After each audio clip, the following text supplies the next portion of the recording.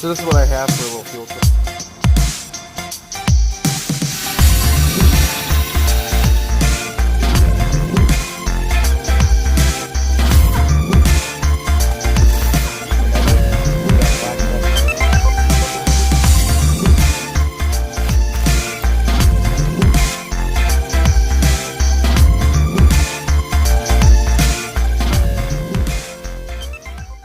Pictures. So today we are going after the rack pinion on this 2007 RX 350 Lexus, and you can see around here that everything is pretty greasy. That's because our rack has been leaking pretty well. So first thing we're going to do is we're going to center steering wheel like this.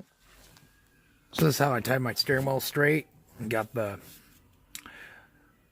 seat belt up here, and I just used a tie wrap, tied it straight so it didn't go anywhere when I unlocked my steering wheel and I dropped my steering gear. And then we're going to go after our tie rod ends. Make sure these get loose, and then I'll show you where to go after that. So you want to take your lug nuts off, and they're 21mm lug nuts.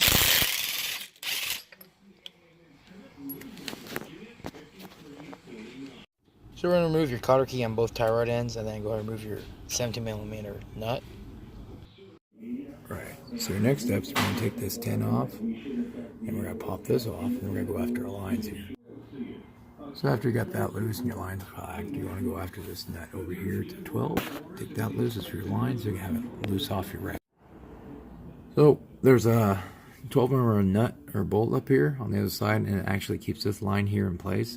So you want to loosen that up so you can have better access to this line here. You have to get this loose. So now that you got your lines off, these are both 17mm nuts. You're going to have to drive this off with a hammer. So you get like a punch, or you get like a pry bar, and then just drive it off with a hammer.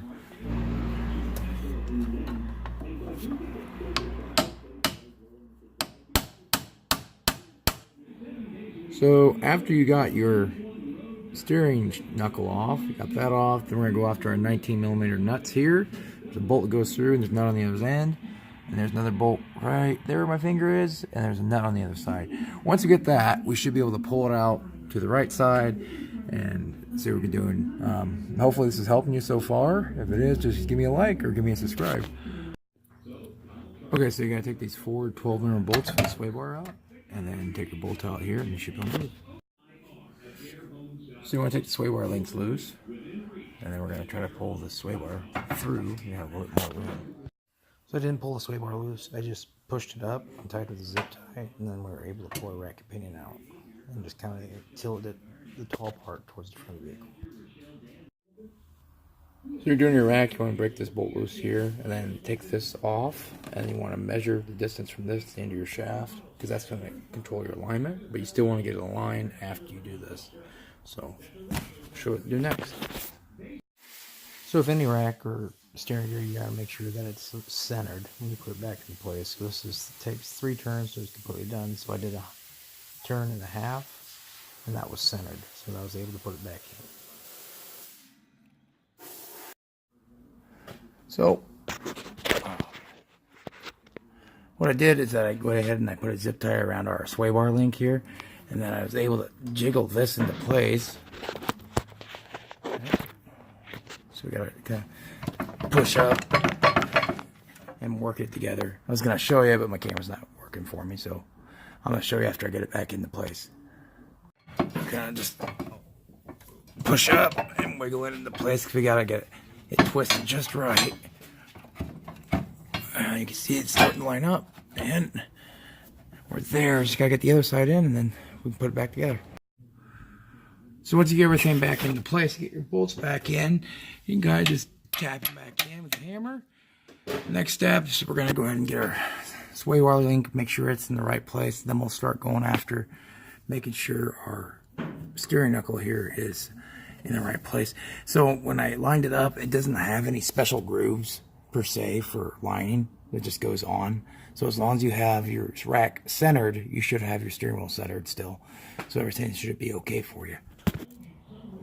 So in order to get your shaft back on there, you might need to take a hammer and maybe like a punch or something like that, and just tap on this part here and just drive it back on there. It's kind of tight. Alright, so after you get it started, you want to go ahead and keep topping off the fluid until all the foam's gone. You can see that there's air bubbles here in your cap. See that foam?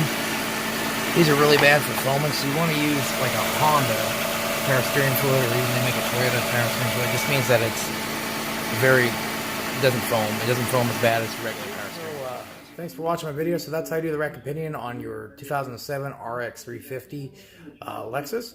So main things you want to do is you want to make sure that you have your car jacked up a little bit after we got it put back in there, and you want to make sure it's, you know, bled, get all the air out of your system and stuff like that. So I hope this was entertaining for you. I hope you enjoyed it.